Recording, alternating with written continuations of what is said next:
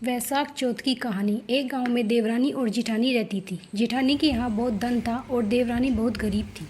वह देवरानी जेठानी के घर रोज झाड़ू पोंछा करके बर्तन मांजने और गाय का गोबर वगैरह उठाने के लिए जाती थी और बदले में जेठानी उसे रोज़ मजदूरी के रूप में पैसे देती थी। उस देवरानी का पति भी रोज़ मजदूरी करके कमा कर लाता था। जेठानी देवरानी को अपमानित करने के मौके ढूंढा करती थी। जेठानी देवरानी को अक्सर नीचा दिखाया करती थी, उस पर बहुत चिल्लाती थी और उससे बहुत काम करवाती थी। उसके बच्चे भी उस देवरानी के साथ अच्छा व्यवहार नहीं करते थे, वे भी उसे नौकर के समान ही व्यवहार करते थे। एक दिन देवरानी मजदूरी लेकर घर जा रही थी कि बाहर उसे गांव की कुछ स्त्रियां मिली जो किसी व्रत की बात कर रही थी। तो वह उनसे पूछने लगी कि आज आप सब यहाँ क्या कर रही हो। तो उन्होंने कहा, कल वैशाख मास की बड़ी चौथ है और हम सब चौथ का व्रत करती हैं। तो देवरानी ने उनसे पूछा कि उससे क्या होता है तथा वह कैसे किया जाता है। तो सब महिलाओं ने कहा कि चौथ माता और गणेश जी का व्रत करने से, उनकी आराधना करने से चौथ गणेश जी सभी सुख दुख दूर करते हैं, निपुत्री को पुत्र देते हैं, कुंवारी कन्या को मनपसंद वर देते हैं और अन्न धन के भंडार भरते हैं। तो देवरानी ने सोचा कि क्यों ना मैं भी चौथ गणेश जी का व्रत करके अपने सभी दुखों को दूर करूं।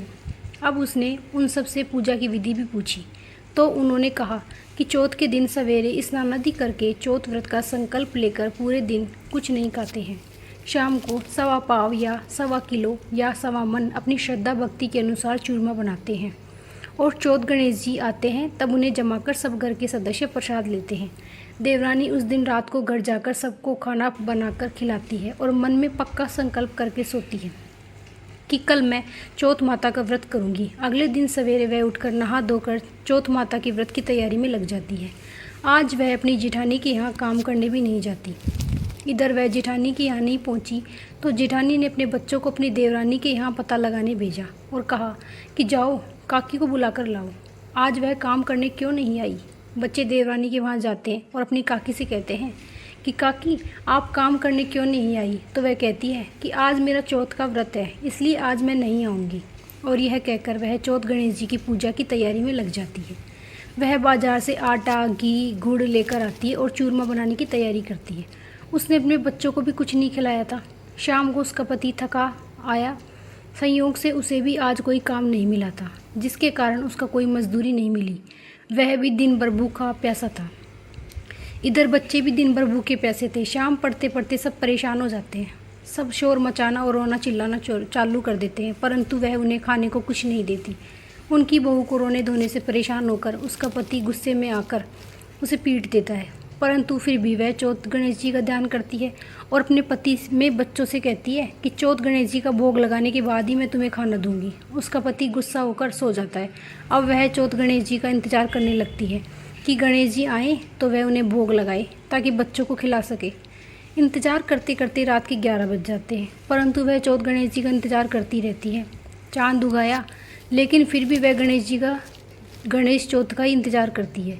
12 बज जाते हैं। अब उधर चौथ गणेश जी सोचते हैं कि आज उससे पहली बार मेरा व्रत किया है, यदि हम उसके घर नहीं गए तो वो खुद खाना नहीं खाएगी और ना ही बच्चों को खिलाएगी। तो चौथ गणेश जी उसके घर जाते हैं।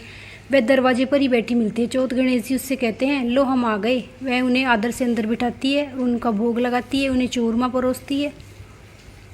अब चौथ माता और गणेश जी भरपेट खाना खाकर उससे कहते हैं कि जाओ रसोई में देख कर आओ कि सामान कितना बचा है। जैसे ही वह रसोई में जाती है तो रसोई पूरी भरी हुई मिलती है। उसके पूरे घर में अन्न धन के ढेर लग जाते हैं और उधर चौथ माता गणेश जी अंतर्ध्यान हो जाते हैं। अब दूसरे दिन पूरे घर में जगह जगह अन्न के ढेर लगे हुए हैं, रुपये पैसों के ढेर लगे हुए हैं। तो वह दूसरे दिन भी जेठानी के यहाँ काम पर नहीं जाती। तो जेठानी अपने बच्चों से कहती है, जाओ काकी को बुला कर लाओ। जेठानी के बच्चे जब उनके यहाँ आते हैं तो देखते हैं कि जगह जगह अन्न के और धन के ढेर लगे हुए हैं। तो बच्चे अचंभित हो जाते हैं और समझ जाते हैं कि अब काकी हमारे यहाँ नहीं आएगी। वह संकोच करते हुए कहते हैं कि आपको माँ ने बुलाया है, परंतु वह कोई घमंड नहीं करती है और वह उनसे कहती है कि तुम चलो मैं आती हूँ। बच्चे घर पर जाकर अपनी माँ को सब बात बता देते हैं और अगले दिन वह जेठानी के यहाँ काम करने पहुँच जाती है। तो उसकी जेठानी अपनी देवरानी से पूछती है कि तेरे ऐसा क्या हुआ कि तेरे घर में एक ही रात में इतना अन्न धन आ गया। तब वह बताती है कि मैंने चौथ माता और गणेश जी का व्रत किया था, उन्हीं की कृपा से मेरे घर में अन्न धन के भंडार भरे हैं। तो जेठानी सोचती है कि मैं भी ऐसा करूं तो मेरे और मेरे परिवार में सारा धन हो जाएगा। अब वह भी साल भर तक इंतजार करती है और अगले वर्ष जब वैशाख मास की चौथ आती है तो वह भी व्रत रखती है और सभी को बताती है कि आज मैंने चौथ का व्रत रखा है। और पूरे दिन वह अपने बच्चों को खाना नहीं खिलाती, पर वह दिन भर खुद भर पेट भर के खाती है और शाम को 5.25 किलो का चूरमा बनाती है और सबको बोलती है कि आज मेरा चौथ का व्रत है, मैंने इतना सारा चूरमा बनाया है। अब वह भी अपने पति से कहती है कि आप भी मुझे मारो। तो उसका पति बोलता है कि मैं क्यों मारूं। तो भी वह उनसे ज़बरदस्ती कहती है कि मुझे मारो। अब रात को चौथ गणेश जी आते हैं, उन्हें भी बताती है कि मैंने आपके लिए 5.25 किलो चूरमा बनाया है। इस तरह से वह अपनी शेख ही बताती है। इसके बाद वह चौथ गणेश जी को भोग लगाती है, उन्हें खाना खिलाती है। अंत में उनसे कहती है कि मुझे भी मेरी देवरानी के साथ आशीर्वाद दो। चौथ गणेश जी पूछते हैं कहाँ कहाँ पर दें, तो बोलती है पूरे घर में दो। तो बोलते हैं कि पूरे घर में दो। गणेश जी पूरे घर में गंदगी कर देते हैं, कूड़ा कचरा कर देते हैं और सांप बिच्छू वगैरह छोड़ देते हैं। तो जेठानी यह सब देखकर घबरा जाती है और दौड़कर अपनी देवरानी के पास जाती है और कहती है गणेश जी ने तो तुझे अन्न धन के ढेर भर दिए और मेरे घर में तो उन्होंने कूड़ा कचरा भर दिया, गंदगी कर दी। तब देवरानी कहती है कि आपने तो देखा देखी में किया है, मैंने तो सच्चे मन से अपने दुख दूर करने के लिए व्रत किया था। आपको चौथ गणेश जी से क्षमा मांगनी चाहिए। यह सुनकर जेठानी वापस अपने घर जाती है और रोते रोते चौथ गणेश जी को पुकारती है। चौथ गणेश जी के हाथ पैर जोड़ती है और बारंबार माफ़ी मांगती है, बार बार गुहार लगाती है कि भगवान आप अपनी लीला समेट लीजिए, मुझे यह धन नहीं चाहिए। तब गणेश जी बोलते हैं कि तू आधा धन अपनी देवरानी को दे, तब मैं अपनी माया समेट लूँगा। तो जेठानी आधा धन देवरानी को दे देती है। तब भगवान गणेश जी अपनी माया समेटते हैं।